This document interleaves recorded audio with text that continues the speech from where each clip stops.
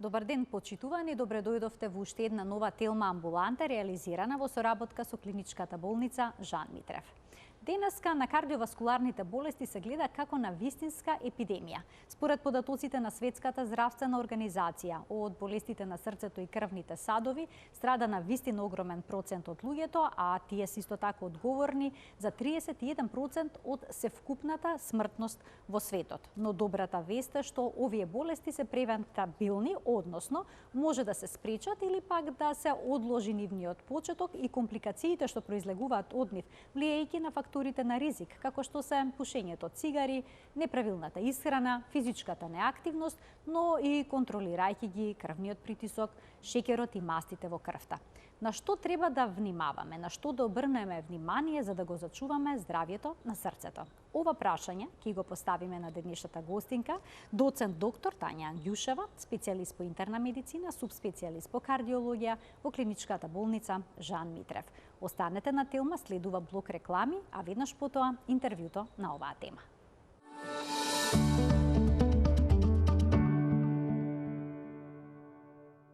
Жонглирањето меѓу професионалниот и семејниот живот на многу луѓе не им остава простор да се грижат за своето здравје.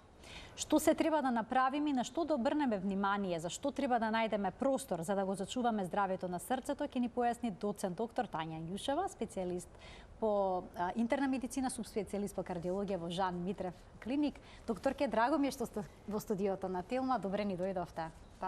Подобро ве најдов, како што велиме ние во Македонија. Инаку, драго ми е што ме поканивте и што ќе имаме една интересна тема на разговор, затоа што, како што велат во земјите на Запад, не сме доволно богати да трошиме на лекување на последиците. Многу е поскапо. Многу е поевтино да навреме се открие проблемот, навреме се превенира, навреме се третира, за да може и да се спречат поедини состојби или заболувања кои што може да настанат последично на проблемот кој што постои кај една индивидуа. Денеска ние издвоивме неколку факти кои што вие ќе ги искоментирате и ќе појасните дали на вистина се поврзани со кардиоваскуларното здравје, пред се со здравјето на срцето. Ќе започнеме од холестеролот. Вели, од покачен холестерол до атеросклероза и болест на срцето. Каква улога има лошиот холестерол, кој што се нарекува ЛДЛ? ЛДЛ.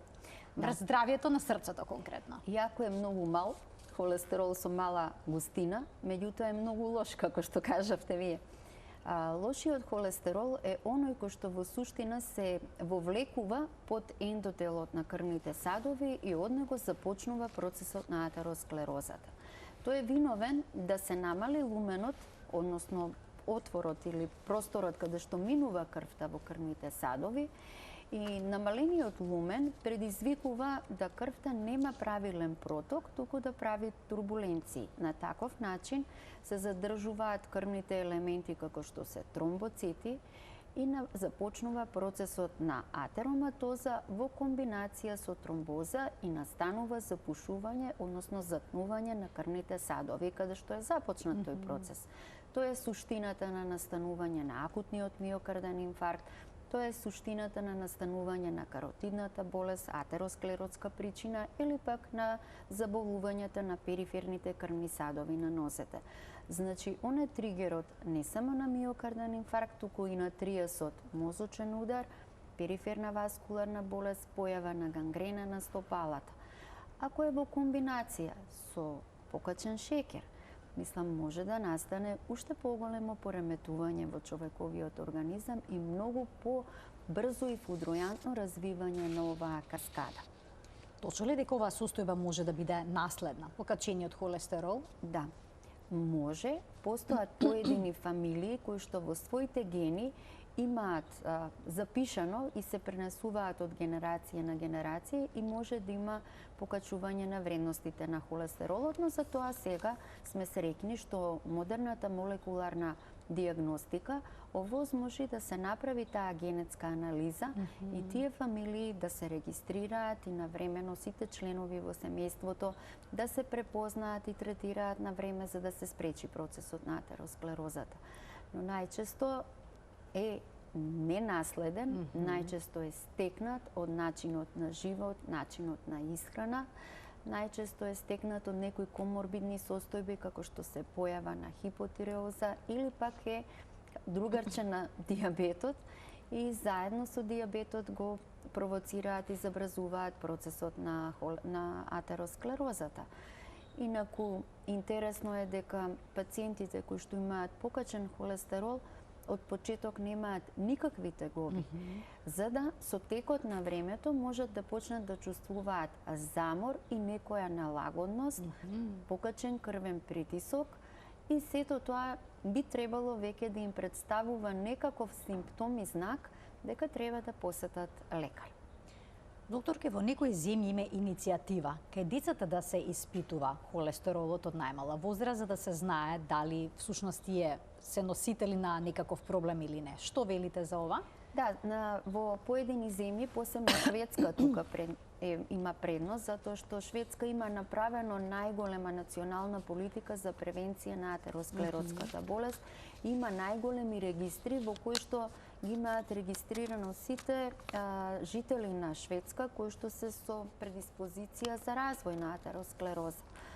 Шведска го има воведено тоа во својата програма, пред се тука се опфатени децата кои што имаат преголема прекумерна телесна тежина во однос на возраста и во однос на висината која што ја имаат и се опфатени секако оние деца кои што се членови на фамилии каде што се знае дека постои фамилиарна хиперхолестеролемија, односно фамилиарно покачување на маснотиите во крвта. Значи, овој податок би можел да биде корисен, да, за да се спречи понатамошен проблем, да, бидејќи атеросклерозата се јавува уште во детството, може да се јави овој проблем. Одиме на... Морам ова да го кажам. Од своите професори научив дека атеросклерозата, а и во сите медицински книги пишува, атеросклерозата е процес кој што почнува од моментот на кога ние се раѓаме и доаѓаме на свет, а се забрзува со начинот на нашиот живот и секојдневието начинот на исхрана. Значи не прати од нултиот ден до крајот на живот. Затоа треба да бидеме внимателни уште од раното детство, значи како родители да бидеме одговорни кон своите деца, а и секако одговорни кон сопственото здравје. Одиме со следниот факт, вели, високиот крвен притисок го оштетува срцето. И сега тука ќе ви поставам едно прашање кое што произлегува од убедувањето на луѓето дека долниот покачен крвен притисок е тој што прави проблем со срцето. Не и горниот. Има ли вистина во ова? Па не баш. Мислам и горниот и долниот покачен крвен притисок се опасност за самото срце. Јас тоа би направила една пластична компарација. Што значи покачен крвен притисок за самото срце? Тоа е како да се пумпа, како да ставите една пумпа да пумпа вода, течност, меѓутоа низ многу тесен цевка со мал отвор, со мал фи, со мал луме. Таа пумпа ќе се умори и на крајот ќе се расипе. Истото се случува и со срцето. Во суштина, крвниот притисок се покачува кога се зголемува периферниот отпор, односно крвните садови, кога се стегнати крвните садови низ целиот наш организам и во тој случај срцето континуирано ја испумпува крвта и работи со поголем напор. Меѓутоа, тоа доведува да се задебели срцевиот мускул, пошто тој работи нормално под поголем напор. Тоа задебелување, таа хипертрофија што ја нарекуваме ние докторите, со текот на времето бара да се доставува поголема количина на крв. Коронарните крвни садови, тоа се крвните садови кои што излегуваат од аортата и кои што го хранат срцевиот мускул, имаат одреден капацитет да го снабдат тој срцев мускул со крв и со текот на времето доаѓа постепено недоволно снабдување на крв на срцевиот мускул, фактот на тие, ние вериме, транзиторни исхемии кои што настануваат кај пациентите со хипертензија и кои што се во периодите кога е висок крвниот притисок, доведуваат постепено срцевиот мускул да почне да слабее и од задебелен да се прошири. Пациентите вообичаено имаат и уште еден проблем. Значи, покачениот крвен притисок следствено доведува до зголемување и на левата предкомора. Тоа е дел од срцето во кое што се собира крвта богата со кислород од белите дробови. Меѓутоа, тој е многу битен дел затоа што таму минуваат спроводни патишта кои што во суштина му ја даваат одредбата срцето како да работи. Кога се проширува левата комора, настанува ретроградно, наназадно проширување и на десната, и тоа доведува до настанување на ритм промени, места аритми. Се задржува крвта подолго време, можноста за настанување на тромбоза и тромбогени ефекти е поголема, така да овие пациенти со текот на времето добиваат аритми, добиваат мозочни удари од дисеминација, од расширување на тие тромби што се кумулираат тука, или пак може да добијат мозочни удари како последица на прскање на крвни садови во главата. И да не ја заборавиме една многу акутна состојба, која што е директно последица на високиот крвен притисок, кој што може да настане нагло, пулсно и промптно во високи вредности, кое што може да предизвика прскање на аортата. Тоа е главниот крвен сад кој што носи крвта од срцето до сите органи. Оваа состојба вообичаено, ако не се препознае на време, а пратена е со една јака болка во гради, може да биде пратена со ладност во нозите, отсуство на пулс, колапсна состојба, и ако не заврши веднаш во установа каде што има можност за кардиохирушка интервенција, пациентите не можат, односно настраданите не можат да преживеат. Крвниот притисок е опасен и по видот, затоа што страдаат и крвните садови кои што го хранат окото, и на таков начин може да настане слабење и на видот, а да не ги заборавиме и бубрезите.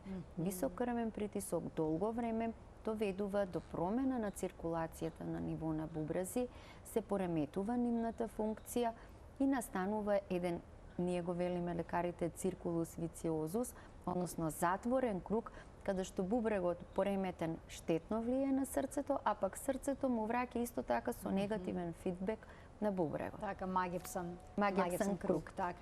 Затоа е важно да се регулира крвниот притисок, но што е, докторке, со нискиот крвен притисок? Може ли тој да го оштети срцето? Секој крвен притисок го оштетува срцето, и високиот и нискиот крвен притисок, мислам, нема разлика.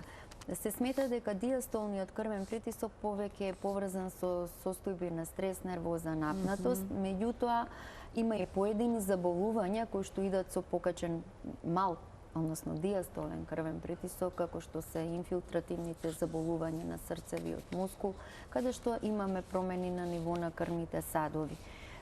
Без разлика, дали, пак ќе повторам, дали е систолен или диастолен крвен притисок, механизмот на оштетување на срцето е сосем на ист. Одиме понатаму. Да. Веќе неколку пати јас го споменавте проблемот со дијабетесот, вели шекерната болест е тивок убиец на срцето и крвните садови. Што му прават?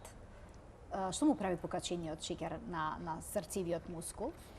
Покачениот шекер може да биде од, да се појави од млада возраст, кога вообичаено се нарекува дијабет тип 1, или пак касно во адултна возраст, каде што се нарекува дијабет тип 2, може да биде зависен од инсулин, независен од инсулин. Меѓутоа, како и да е, секој вид на дијабет во суштина предизвикува да недостатокот на инсулин, кој што се јавува во циркулацијата, доведе да гликозата не може да навлезе во клетките.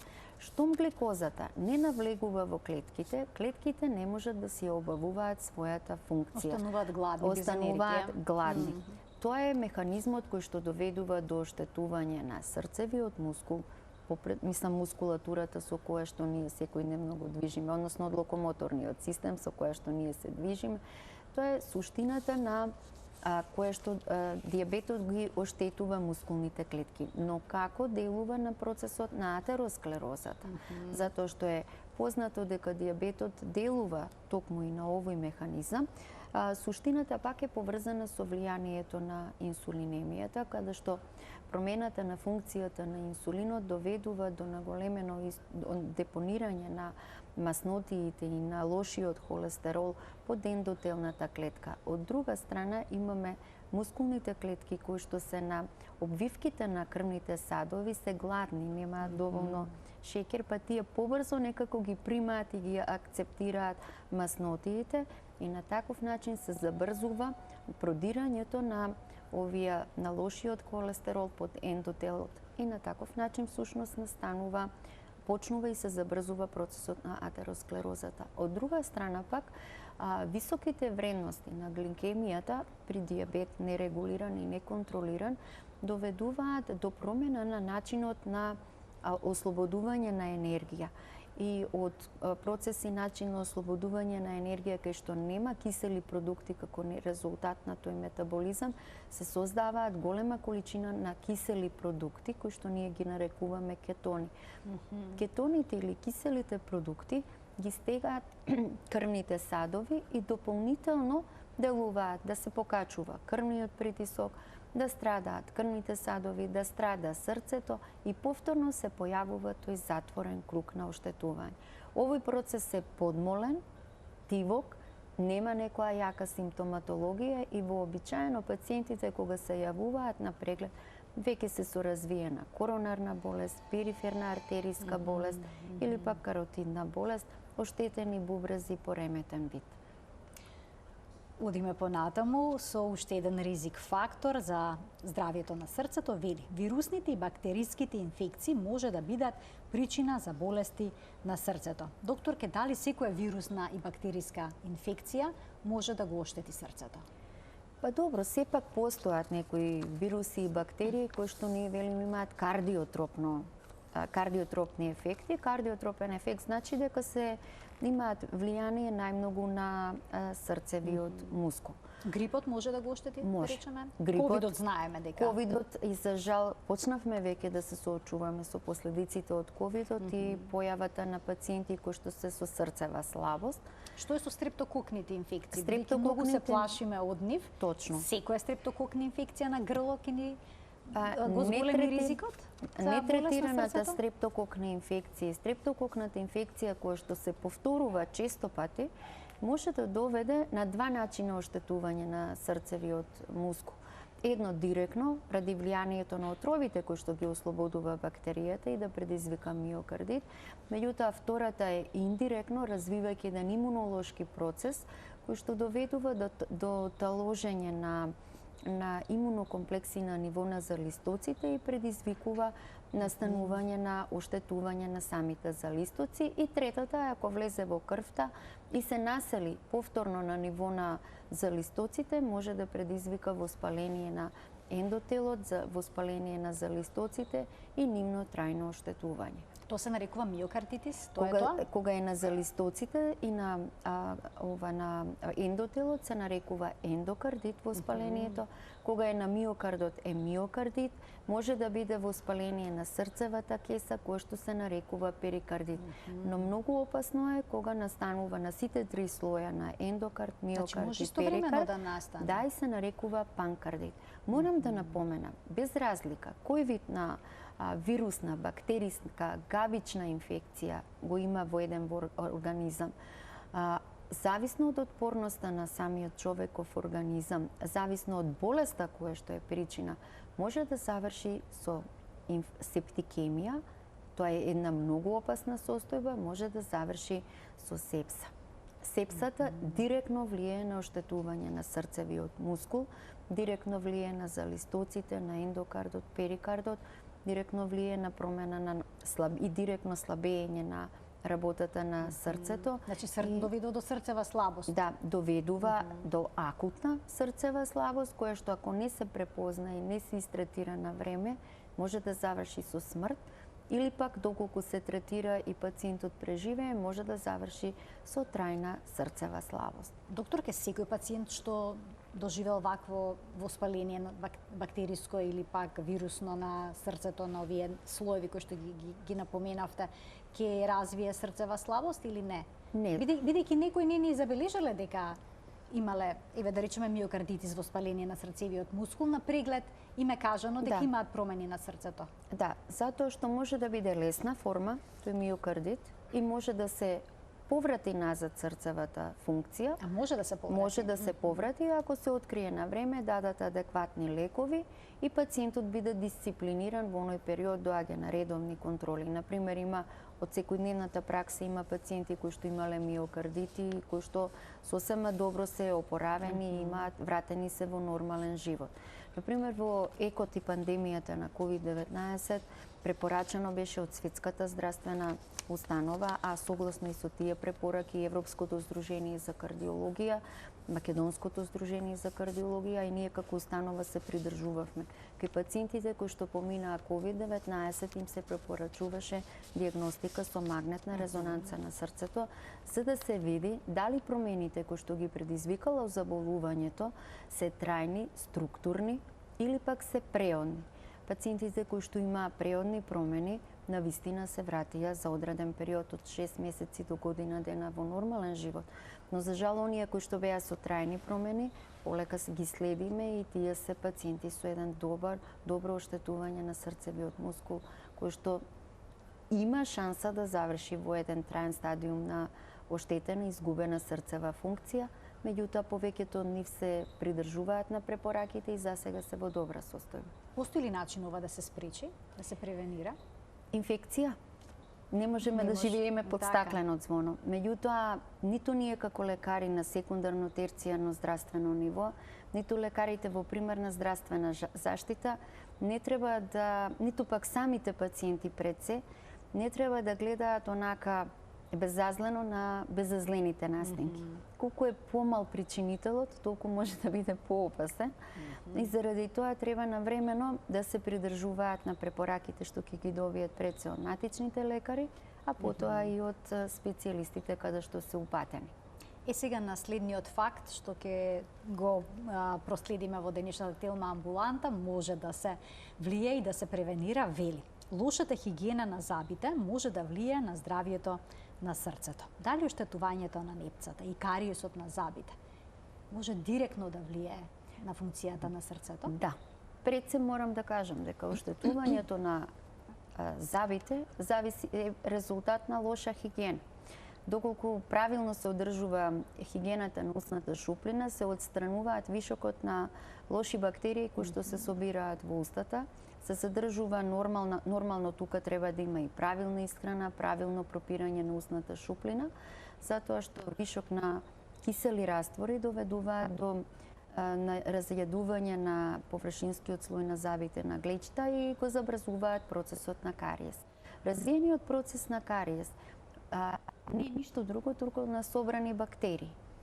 Тие бактерии, ако не се отстранат, полека постои шанса по крвен пат да дојдат во човековиот организам и најчесто се населуваат затоа што залистоците на срцето се делови кои што се многу мобилни, но и многу лепливи за тие бактерии. Најчесто се населуваат на митралниот залисток, тоа е залистокот меѓу левата комора и левата предкомора, аортниот залисток помеѓу левата комора и аортата.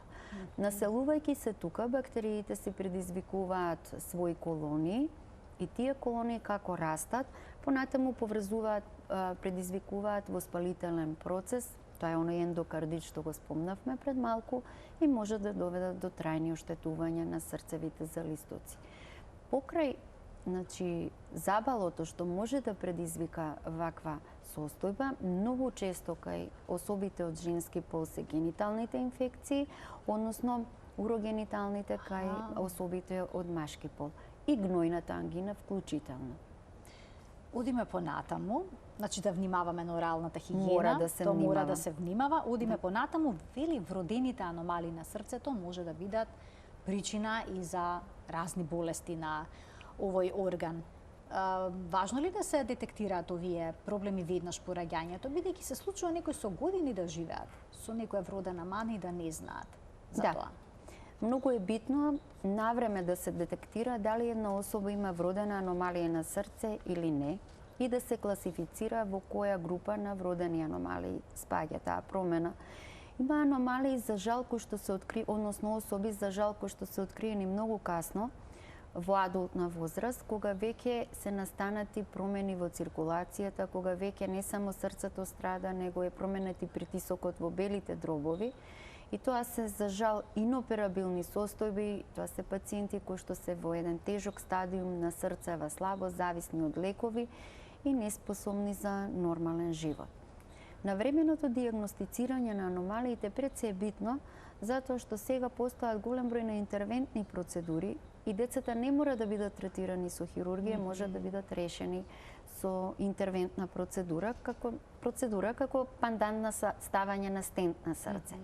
Меѓутоа, и ако треба хирургија, родителите треба да се сигурни секогаш дека хируршкото решавање во суштина им ја спречува срцевата слабост. Но за жал доаѓаат и деца со комплексни аномалии, кои што се многу тешки аномалии, кои што се поврзани со промена на целокупната циркулација и проток во белодробието, каде што и покрај хирургијата сепак имаат последици по живот. Затоа тука се колегите од областа на гинекологијата, можноста за пренатална диагностика на вродени аномалии на срцето и нивните совети, се разбира младите мајки или оние кои што се во бременост, мораат да ги почитуваат за да има подобар бенефит за нивните деца во име. Ќе разгледаме уште неколку факти кои што се поврзани со здравието на срцето. Дебелината директно влијае на срцето. И како, докторке, сега дебелината пак влијае на работата на срцето? Дебелината настанува пред се како резултат на многу фактори. Фамилиарни навики во однос на начин на исхрана, нели почнува од баба, дедо, не ми јаде дете во внучево, заслабено ми е и она навиките да постојано му се дава на детето да конзумира храна. Потоа во адултниот период се поврзува со неправилната исхрана, модерно кажано џанки храна, која што е богата само со калории, со масноти, а не е богата со квалитетни хранливи продукти што му треба на младиот човек. Продолжува понатаму во периодот кога расте, кога е поврзано со стресот, нервозата, напнатоста, успехот, неуспехот, депресивни епизоди, па поврзано со храна и неправилниот начин на исхрана поврзан со гладување и прејадување. Како и да е, дебелината што прави во суштина? Во суштина, дебелината се поврзува и го троши инсулинот во човековиот организам. Инсулинот пред малку го спомнав со процесот на атеросклерозата. Кај дебелите луѓе се лачи вишок на инсулин на ниво на панкреас, затоа што тој панкреас е навикнат континуирано да работи под напор, за да може вишокот на калории, вишокот шеќери што се внесуваат да се разложат. Колку повеќе се лачи инсулин, толку повеќе во особата се јавува чувството на глад. И не може да држи регуларна и редовна диета и пак имаме еден затворен круг. Колку повеќе јаде, толку повеќе се лачи инсулин и особата се повеќе и повеќе добива на тежина.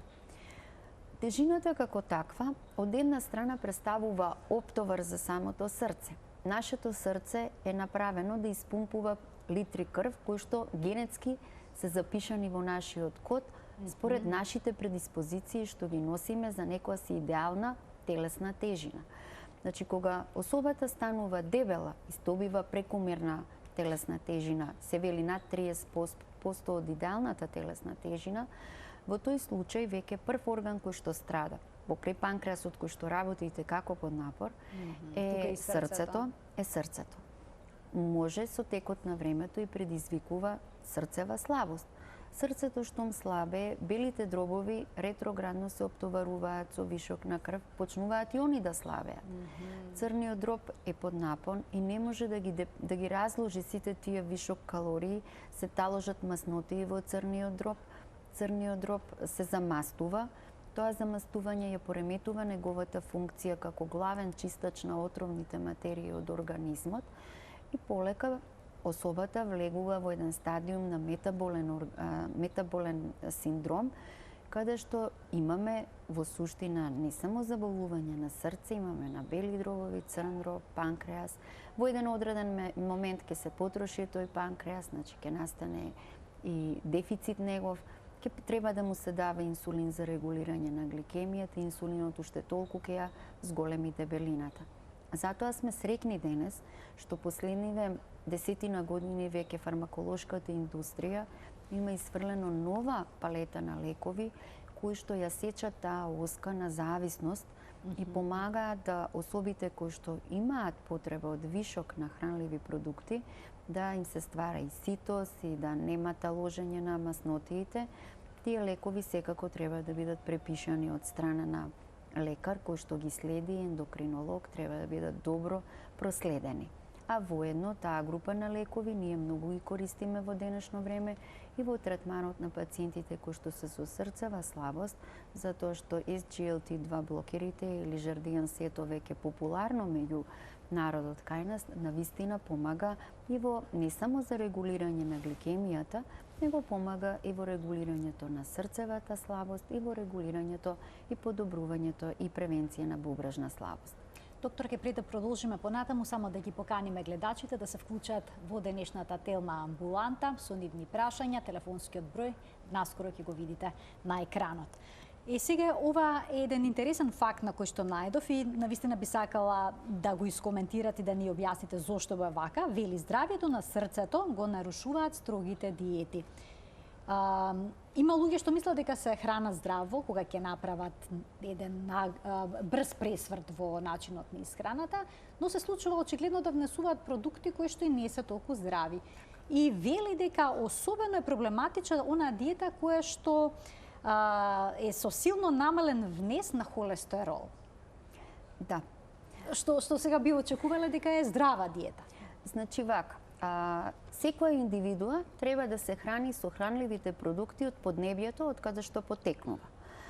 Многу штетно влијае на здравјето, затоа што ако се користат, нели, сега модерно е, вакви семиња, такви семиња, не знам што, меѓутоа ако не од поднебјето од каде што потекнувате, ензимскиот систем кој што ние се раѓаме и го развиваме додека сме бебиња, не е подготвен да ги прифати сите тие хранливи продукти. Така.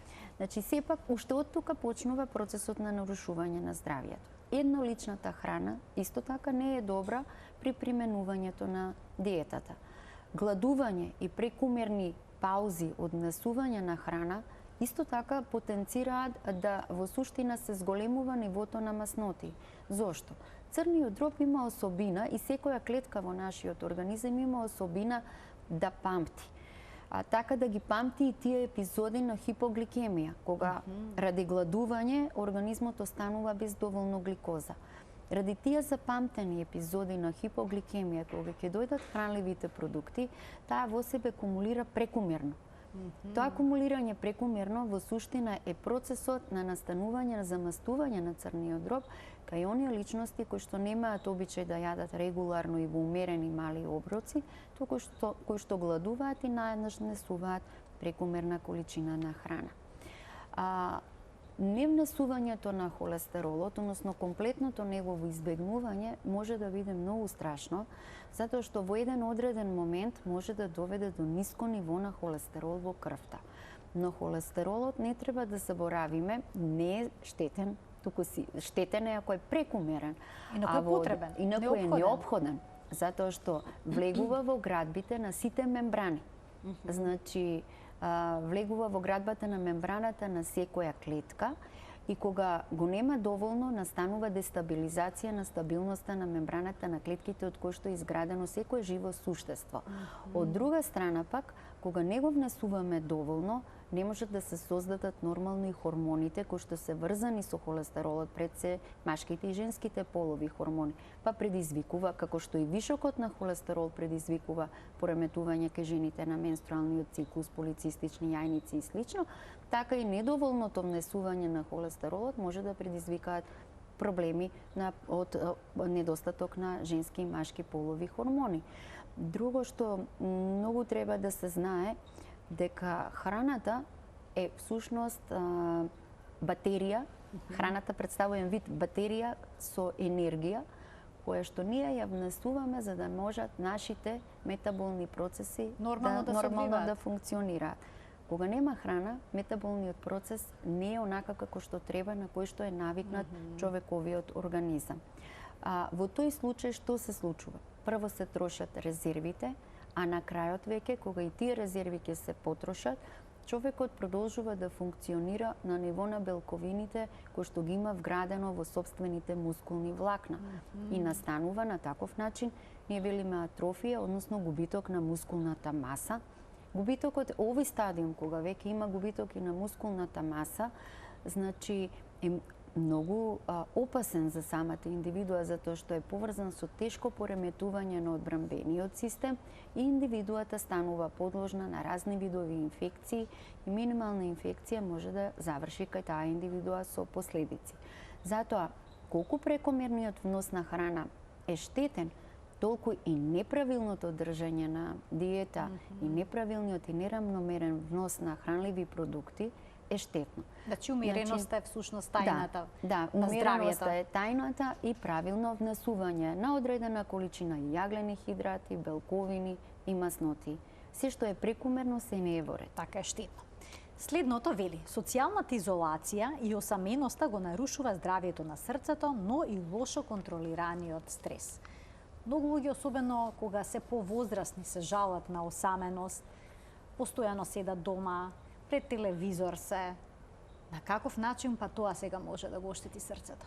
Значи, депресијата е еден период, една состојба која што за жал може да ја зафати секоја индивидуа и на онаа најсрекна, најздрава. Секогаш има некој момент. Значи депресијата всушност е проблемот. Депресијата е, да. Секогаш има некој момент кој што може да го скрши внатрешниот духовен мир кај секој човек. Депресијата од своја страна може да биде многу опасна. Може да е последица од исцрпеност на секојдневен стрес, или доаѓа момент кога ни доаѓа се преку глава, или пак може да е согласност на некои емоционални состојби кои што се случуваат и ја обкружуваат индивидуата. Возрастните луѓе најчесто доаѓаат до овој момент кога доаѓа моментот на пензија, се затвараат и некои од нив се чувствуваат непотребно веќе и исто така многу лошо влијае на здравието на индивидуата. Зошто? Затоа што се намалува лачењето на хормонот на среќа, кој што во основа е двигател, ние го имаме и тој се наоѓа се лачи преку епинеалната жлезда горе во самиот мозок и кога се намалува хормонот на среќа, полека не натиснува депресијата. Ендогените ендорфини кои што ги имаме ние сите, тоа се и епинефрин и норепинефрин, катехоламини кои што ги има секој човек, кои што се лачат природно и кои што се последица на стресот и механизми на реакција на стресот во суштина се намалуваат. Како тие се намалуваат, се намалува целиот тонус, индиректно се намалува и доведува механизмите. Тие механизми доведуваат и до намалување на имунитетот. Се намалува компензаторските механизми на самото срце. Незадоволството доведува до емоционално влијание и покачување на крвниот притисок. Срцето доаѓа под оптовар. Се врзуваме или личноста, индивидуата се врзува или за прекомерен внос на храна или за недоволен внос на храна, ќе заврши или во дебелина или во кахексија, во слабост. И тоа е еден круг кој што на вистина делува многу негативно и многу штетно по здравието. Секогаш кога имаме такви блиски треба да им се помогне. Социјализацијата, враќањето назад и обкружувањето со фамилијата се првиот многу важно и многу па и здравје се вели по дефиниција на светска здравствена состојба е благосостојба на благосостојба на емоционално, метаболно, психичко, значи сите компоненти ги опфаќа, не само физичкото здравје на човекот. Многу е опасно кога оваа состојба ќе се јави кај пациенти во болница. И многу тешко е да се извлечат од состојба, посебно кога се работи за тешки болни. Потешко се опоравуваат тие пациенти? Потешко се опоравуваат тие пациенти и затоа тука оптимизмот е важен. Оптимизмот е важен, пристапот на секој лекар е важен кон тие пациенти, но воедно треба да има и адекватни психолошки служби кои што помагаат да се извлече пациентот од криза. Од кризата. А што со оние изливи на бес што понекогаш ги имаме? Ќе се изнервираме, ќе се изнавикаме. Не се така лоши. Не се така лоши, добро, значи полошо да држиме во себе отколку да се изнавикаме, добро. Не се така лоши, да се ослободиме. Меѓутоа сепак треба секој човек, ни секојдневието да научи да ги контролира тие состојби и да може да си створи внатрешна рамнотежа што помалку да го преовладуваат. А некогаш не се. Некогаш не може да се контролираат. Сите сме сведоци на тоа. Одиме со следниот факт, вели и лековите може да влијаат на здравието на срцето. Значи едно лекуваме, а друго оштетуваме. Дали има некои конкретни лекови кои што на кои што треба да бидеме особено внимателни, па да правиме некакви контроли на срцето доколку ги земаме. Да. Например, постои популација на луѓе поради нивната примарна болест, тоа се пациентите со малигни заболувања. Лековите кои што ги земаат, навистина имаат свој негативен ефект на работата на срцето. И драго ми е што веќе се повеќе во Македонија се дава акцент на кардиоонкологијата и преку Сдруженијето за кардиологија на Македонија и на последниот митинг кој што беше посебен акцент беше даден на оваа состојба. Колегите од онкологија исто така постои одлична соработка, така да пациентите кои што се под цитостатска терапија се упатуваат на редовни контроли, ехопрегледи, магнетни резонанци, за да може навреме да се вклучат оние лекови кои што им се неопходни. Вообичаено овие пациенти добиваат хипертензии, тахикардии, па постојат и поедина група на кардиолошки лекови кои што може да им помогнат во оваа состојба. Прекомерното земање на седативи, нели, сега е модерна плејада и модерно време каде што сите земаме некој средство за смирување на моменти. Исто така многу лошо влијае. А ако се прекомерно, наркоманијата, морам да кажам, мислам и тука мора сите да обрнеме внимание околу нас, опојните дроги и зависностите многу влијаат штетно. Спаѓаат во група на опоидите, во некоја група на медикаменти. Постојат медикаменти од опоиди кои што мора да се даваат во поедини состојби, меѓутоа постојат и зависности во секојдневието кои што навистина токсично влијаат на срцевиот мускул.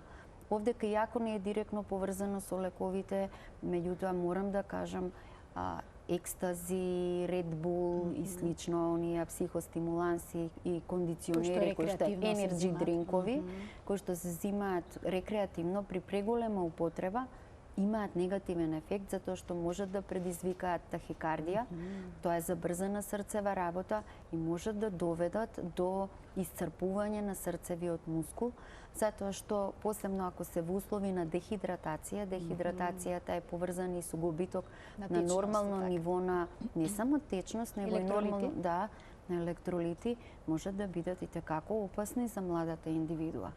Значи не е баш така беззазлено прекумерното користење и на енерджи дринковите. И за тоа треба да се биде многу треба да се внимава. Да. Имаме гледач, само ќе го замолам што пократко да го постави прашањето, бидејќи имаме само уште 3 минути до крајот на емисијата. Добар ден за него. Што да правиме? Дали може да го поставите прашањето најконцизно што можете? Да, може. Повелете. Благодарам. Поздрав до студиото. Благодарам. Видете, ве молам едно прашање до докторката. Блоксан за срцето, дали можам да го пијам подолго време дека подобар со вака со срцето или да го прекинам? Тоа е една работа. Друга работа е притисокот ми е многу голем на сабајле. Само на сабајле ми се лоши.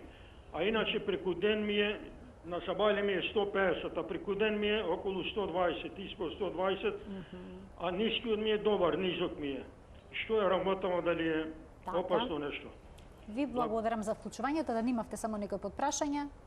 Дали предпоставувам редовно си ја зема терапијата пациентот и во време како што е пропишано од страна на колегата лекар кој што го води. Мислам дека го немаме повеќе гледачот на линија. Овака, значи сите оние пациенти кои што користат блоксан, а блоксанот е група лекови од бета блокери, значи не би требало само иницијативно да го прекинат. Лекот е многу корисен и полезен и сигурно колегата кога му го препишал тој лек е имал во предвид неговата дијагноза. Во последно време, мислам, влезени се бета блокерите и во препораките за лекување и на хипертензија и на срцева слабост. Значи не би му советувала, а и сигурно колегата не би му го прекинал ако не му треба тој лек. Во однос на крвниот притисок, мора да се посоветува со лекарот кој што го води и да му го изложи овој проблем, за да може или тајмингот или времето на давањето на лековите да го помести, или пак да му даде лек навечер кој што во утринските часови би му го контролирал притисокот. И последниот факт во денешната Телма амбуланта вели физичката активност е предуслов за здравје. Дали секоја физичка активност, докторка, е добра за срцето? Физичката активност која што е адекватна, дозирана и редовно спроведувана е многу здрава за секој човек и секоја индивидуа. По последните сваќања, дури и кај пациентите со срцева слабост се препорачува одреден степен на физичка активност. Например, и што не би се очекувало, нели? Што не се очекувало до сега. така? Например, кај пациентите што се со вештачки срца, исто така е препорачено физичка активност. Значи, зошто е здрава? Здрава е затоа што го подобрува процесот на циркулација, затоа што индиректно, значи, се активира мускулатурата, се активираат крвните садови, се подобрува статусот на вените, вренскиот повраток во срцето се зголемува, се подобрува количината на крв која што циркулира во човековиот организам. Од друга страна, препорачано да, меѓутоа многу е подобро физичка активност во природа, отколку физичка активност во затворени простории. Научно е докажано дека физичката активност во природа, поради поголемата концентрација на кислород, овозможува подобра потрошувачка и поголема количина на потрошени калории, за разлика од физичката активност во затворени простории. Која физичка активност не е здрава? Значи, и фитнес клубовите се во ред и многу се добри за секој здрав и прав организам. Меѓутоа, не е во ред ако една индивидуа не направи претходно контрола на своето здравје и се упати кон оној тежок степен на физичка активност. Ние сите во нас имаме една одредена генетска предиспозиција како да изгледаме. Некој ќе има големи бицепси, меѓутоа не може секој да има големи бицепси, затоа што генетиката не му е таква. Употребата и злоупотребата на сите оние хемикалии кои што ги даваат за хипертрофија, за наголемување на мускулатурата, доведуваат до оштетување на срцето и не се препорачливи. Не само на срцето, меѓутоа доведуваат и до оштетување на бубрезите. Затоа јас препорачувам посебно на младите луѓе и им препорачувам физичка активност, па и на возрастните, да, меѓутоа во консултација со лекар, а посебно за младите не физичка активност со злоупотреба на хемикалии. Јас ви благодарам многу за вашето денешно исцрпно појаснување на оваа тема. Можеме само да споменеме дека и веројатно сонот влијае на здравјето. Многу. Колку часа, доктор, ке би требало да спиеме? Значи, 7, 8 или колку ни се спие? Може ли прекумерниот сон да представува проблем? Старо правило кое што треба да се практикува за здрав живот. 8 часа да се спие, 8 часа да се работи, 8 часа да се ужива во животот. И прекумерниот сон, за жал, не ни знак дека нешто се случува, меѓутоа и не ни дозволува да уживаме во животот. Така, значи и да уживаме во животот 8 часа и тоа е многу важно. Да, многу е битно за здрав живот. Ви благодарам многу што денеска сте во студиото на Телма. Последните интервјуа ни беа онлайн, но вака навистина има многу поинаква енергија. Благодарам. Се надевам дека ќе се видиме повторно. Благодарам. Почитувани, ова беше се во денешната емисија, реализирана во соработка со клиничката болница Жан Митрев. Денеска гостинка во студиото ни беше доктор Тања Ангјушева, доцент доктор Тања Ангјушева, кардиолог. Ви благодарам за вниманието со кое што не следевте. Гледајте не секој работен ден кога заедно учиме за нашето здравје.